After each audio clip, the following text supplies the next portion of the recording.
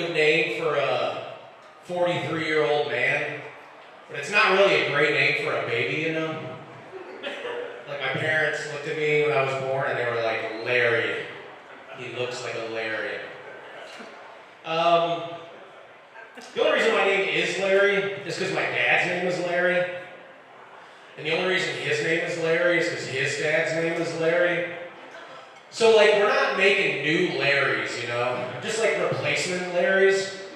If you Google your name, you can see like, when it was popular, like it was Kimberly or Sarah or something, like peaked in the 80s, went way down. Larry's just like a line at the bottom of a chart. It's never been popular because we can't make new ones, just a replacement. So I do have 2 daughters, so the good news is here, anybody interested in a Larry, I have a Larry available. Find me after the show, I can take your name and information and get you that name, the one you've always wanted. Like I said, I do have 2 daughters, they're 15 and 18, and I realized the other day that I'm actually running out of time to abandon them, you know?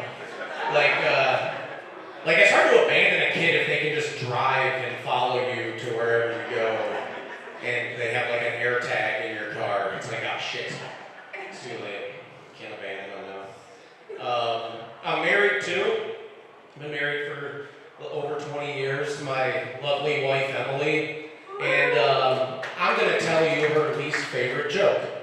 So, I live down in Kalamazoo. And anyone from Kalamazoo? Or know what Kalamazoo? You guys know what Kalamazoo is? Kidding. I hate it when comics say I'm kidding. It's like, yeah, no shit. You're up on stage with a fucking microphone telling jokes. We know you're kidding. Well, they opened up a new restaurant recently in Kalamazoo. It's called the Tangy Crab. Tangy Crab. I guess it's a chain. There's like one in Lansing. And I think it's great that we're getting like new and interesting restaurants in Kalamazoo, but I am a little disappointed I have to come up with a new nickname for my wife's pussy. Tangy Crab. She's going to be pretty upset that you all laughed at that joke, by the way. I'm going to let her know, and she is going to say, sick bastards have been right there. I knew it. I do notice, I haven't actually been to that restaurant, I just saw the sign. I do notice signs for some reason. I kind of work in marketing, and I don't know, just draw my attention. And I travel a lot for work, and I noticed at all the airports I go to, there's a sign at the bathroom that says like men's bathroom, women's bathroom, right? And on that sign is a little bit of braille. I'm assuming that braille says like men's room or women's room, but it got me thinking like, how are they finding that braille, you know? Like just like walking through the airport, dragging your arm along the wall, hoping to God you come across a little 2-inch section of braille so you know where to go to the bathroom. Like, no, we don't do that. We got people that'll help you through the airport, right? They'll help you through the airport. So like, why the braille then? Why the braille? These helpers like sending blind people into the wrong bathroom. There's a little gag, a little joke. I think, you guys ever see it on like a TV show where like a blind person touches someone's face to like feel what they look like, you know? I think that's what those security guys are kind of getting, they're getting a little sick of that, you know? Sick of getting their face touched, and I don't even know if that works. Maybe like the blind community has like a text thread going, like I had like 5 faces today, and people are like, yeah, I'll just stand here and let you touch my face. That seems like a normal thing to do. But like blind people, they know people who can get away with that, you know? Like a deaf guy can't come up to you and stick his fingers down your throat to like feel what you sound like, you know?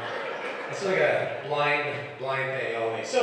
But you know, we help people out in the airports. You know, we take them to where they're supposed to go, and that's good. I'm glad as a society we help each other out, we help people out. That's what we should do. And there's a lot of like really good causes for different diseases, different disabilities, but like one condition that does not get any love, help, or support at all is people who have hemorrhoids. Like, just a quick show of hands in the crowd here. Anyone else have hemorrhoids? Just, exactly.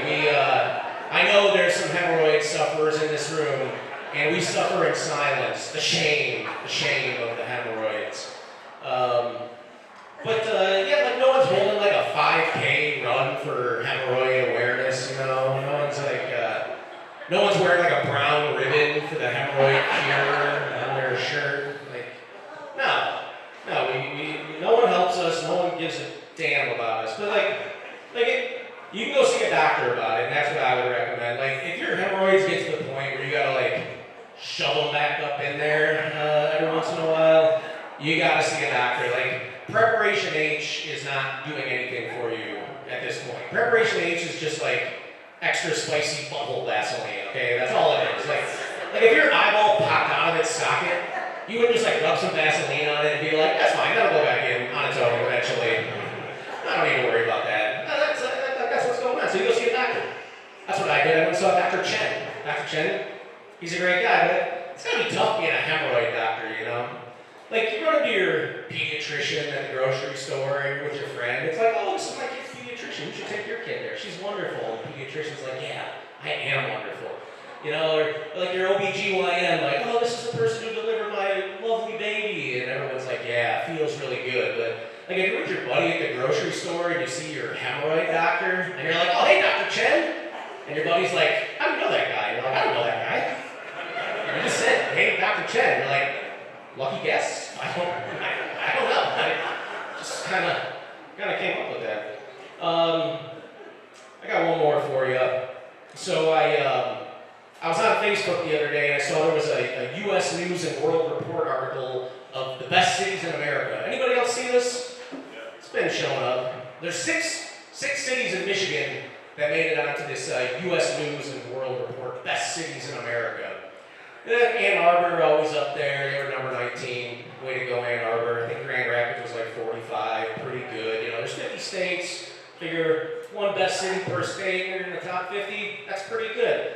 But then Flint was 140.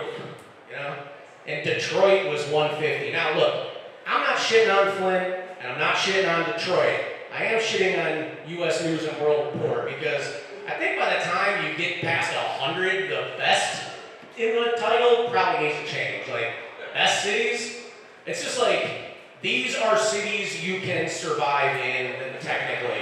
You know, after you get to 100, it should be a new list. It'd be the hottest actors in Hollywood, and it's by the time you get to Danny DeVito and Steve Buscemi, it's another list. You know, enough with the hottest. It's just they're alive. All right, that's my time. You guys have a great night.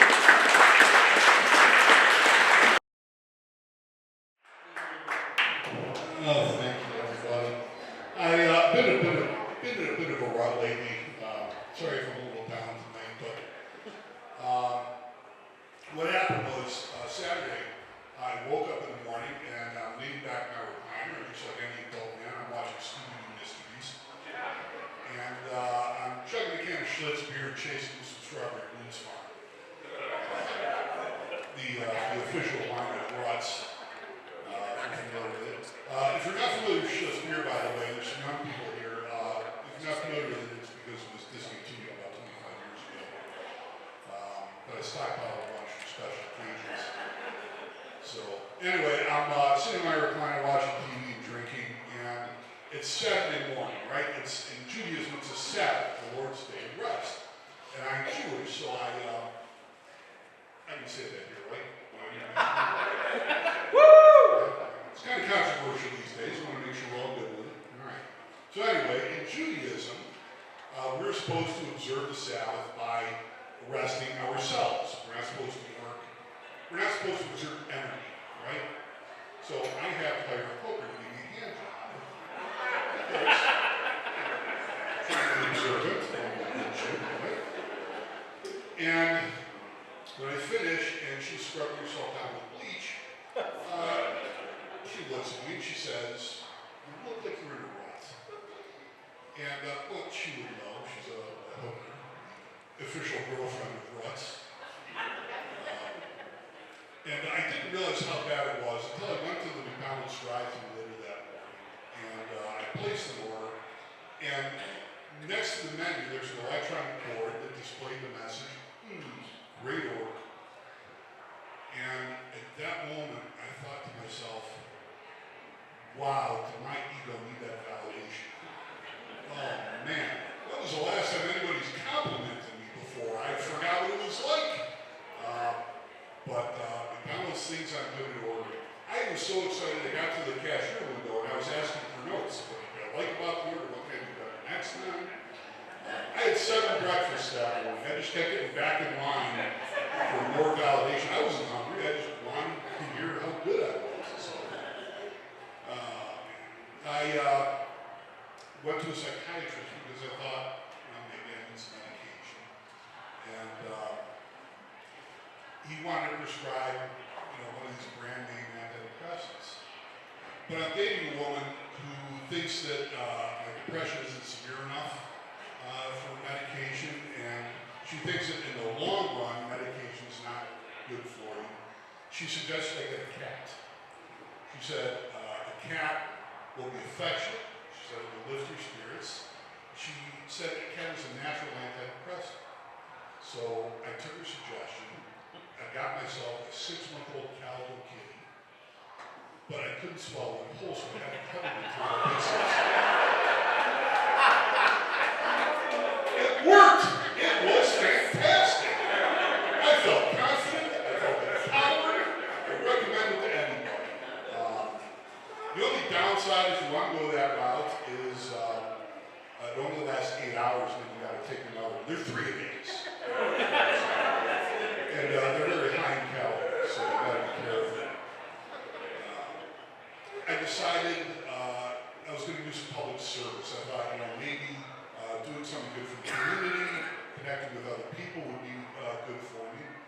So I'm at an age where men's health is a concern. Prostate cancer for men, women, same thing with breast cancer. So I decided I was going to start an adult education program for men without health insurance, and I was going to teach them how to do self-prostate exams. And it was a very popular class actually. We had 20 guys in there. They all seemed to be really into it, and things were going good until the program director came into the class, and she immediately canceled it, kicked us all out, which was disappointing because the guys looked like they were really enjoying it. They looked like they were really getting something out of it. It was really disappointing. I am dating a woman. I don't think the relationship is going well. She thinks I'm not thoughtful enough. It culminated in a potluck barbecue that we had gone to. And she had made this homemade 7-layer dip with these homemade organic tortilla chips, which was really nice. She put a lot of effort into it. But she was mad at me for my contribution. I brought gum. And a lot of people bring gum to a potluck, do they? So I distinguished myself. I thought people would enjoy a piece of fruit stripe. What's wrong with that? So she got mad at me. She said, "You put no effort into it, it was flawless." I said, "It wasn't flawless. I just told her I thought people would enjoy a piece of fruit stripe." And I think it was a hit. I think that people really enjoyed it. Everybody wanted to know who brought the fruit stripe. Somebody asked, "Who brought the fucking fruit stripe?" And somebody else asked, "Who the fuck brought the fruit stripe?" And somebody actually said, "Are you shitting me? Somebody brought some fucking fruit stripe?" Look, they were pleasantly surprised. They would like to enjoy a piece of wet, wild melon fruit stripe for dessert. And I felt vindicated. I think I will.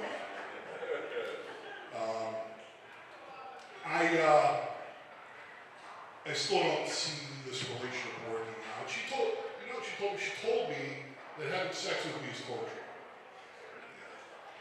What she said was, when I'm on top of her, I sweat so much she feels like she's being waterboarded.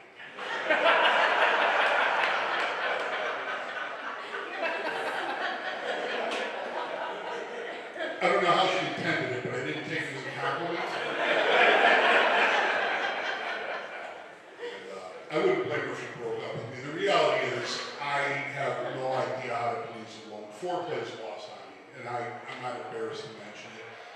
The reality is, And no matter how many tutorials I watch, I still don't know what to do with a vagina. And when I say tutorials, I mean porn videos. The thing is, if you put a vagina in front of me, it's like staring at a computer. I have no idea how it functions. I just push stuff until something happens. And if she moves an eyes, great. I just keep pushing there. If not, I push something else. Hey, what does that thing do? Let's push it and find out. Hey, sleep mode.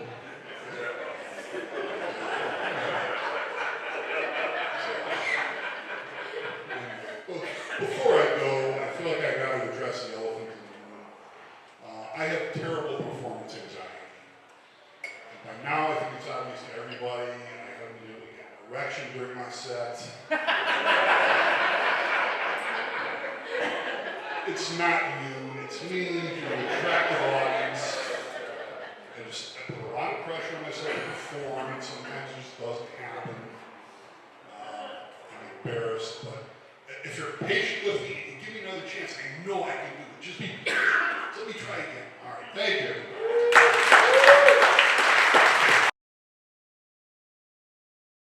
Hey guys, can you give it up for Brian one more time for being our host tonight? Give it up for him. Alright, let's see what we're working with here. Alright, this is a weird mix, I'm not gonna lie. Strange mix of people. About half of you should be in AA. And the other half should be in AARP. The alcoholics and the geriatrics so rarely meet. This is nice, this is fun. By the way, what is this stage? Is this a pallet? Yeah.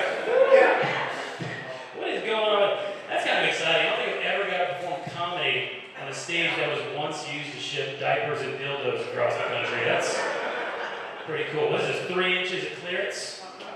What is that? This lady will tell you 3 inches does nothing. You know what I mean? So, I don't know. This is cool. Guys, my name is Justin. Go ahead and write that on your little thing right now. My name is Justin, and if you've never seen me live, which you haven't, there's 2 things you need to know about me. The first is that my favorite thing in the world is getting to make people laugh, and I would not get to do that if you guys came out tonight to support live comedy. So thank you all for being here. Please give it up for yourselves. It means a lot. Seriously, yeah.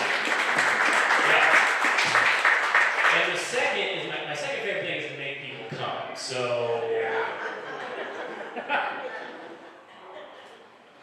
this is just going to be part 1 of my act. The second half will be in the alley behind the building. Don't worry. So, sir, if you don't like the jokes, you can at least get some strokes. You know what I'm saying? Okay. Moving on.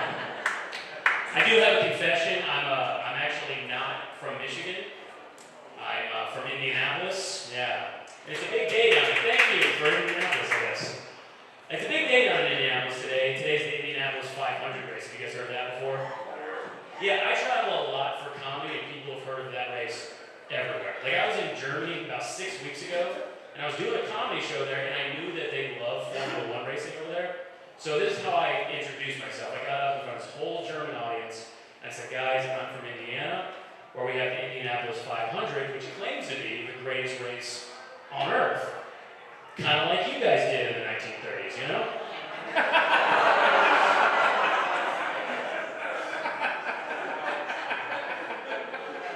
I know that joke sounds messed up coming from a guy that looks like Johnny Bravo and Hitler. I know that. Let's see, what else do I have for you guys? I love doing comedy. I've been doing comedy for about 3 years now. It's a great job. It's way better than my last job. My last job was really dangerous. There's like a real possibility that I could be shot every day that I went to work. Because I was a high school teacher, you know. And well, look, when you become a teacher, you think you're going to get one of those like fancy prep schools from like the Gilmore Girls. The kind of school I was at was I taught kids that when they wanted to charge their school-issued ThinkPad laptops, they would plug it into their government-issued house arrest ankle bracelets. That's the kind of school I was at. Okay. Now, a lot of you don't realize if you're a teacher in this country, you're actually 24% more likely to be shot on the job than a cop, according to a statistic that I made up for this joke. So, she's over here like, yes. The fact that it sounds true is the problem, right? And here's the thing, I didn't realize until I left teaching how much I was always thinking about being shot at my job, you know? Like, that's not normal. I was always preparing for it. In fact, you know what I would do on the first day of school every year, just to like prepare for a shooting? This is what I would do. I'd go to class, and I would look at every single student and think, all right, which one of these kids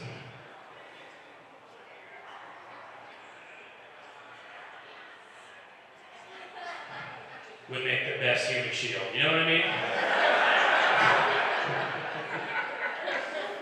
It's tough being a teacher right now. Really, is there any teachers in the audience?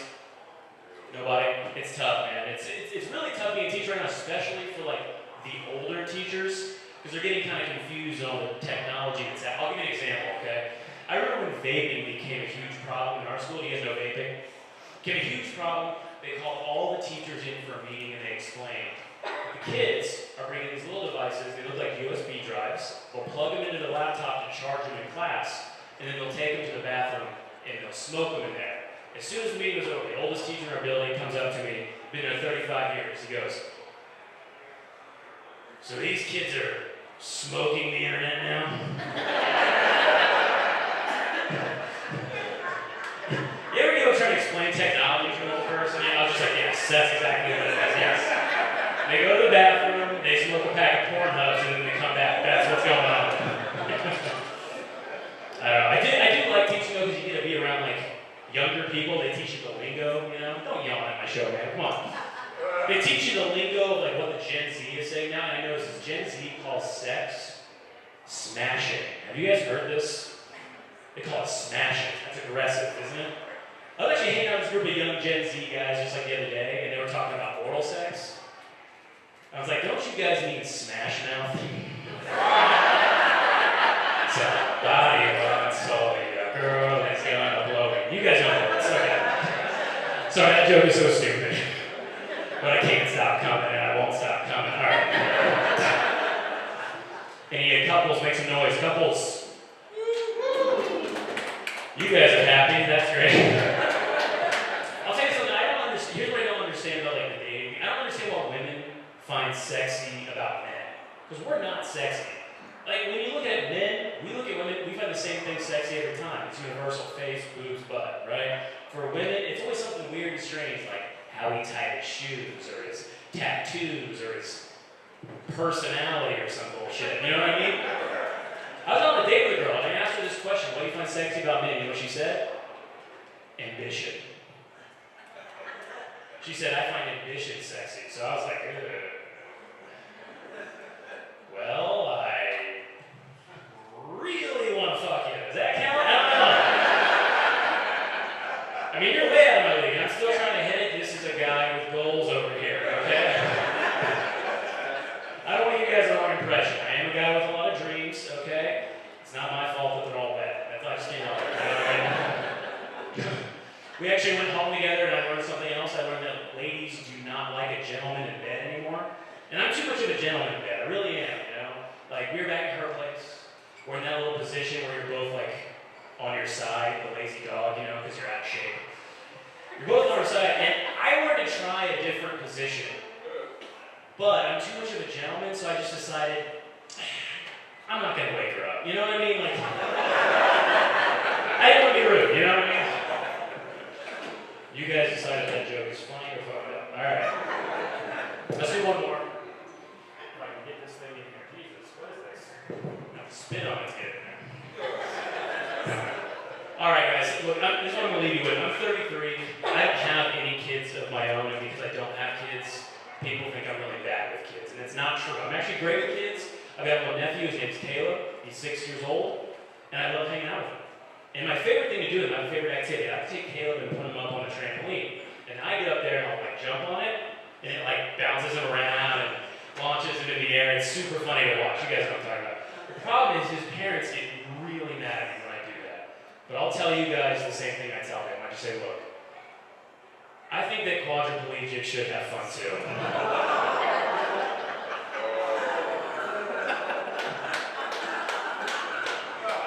Relax, it's just a joke, okay? I don't even have a nephew, alright? Anymore. If you guys didn't like that joke, just remember I'll be in the alley after.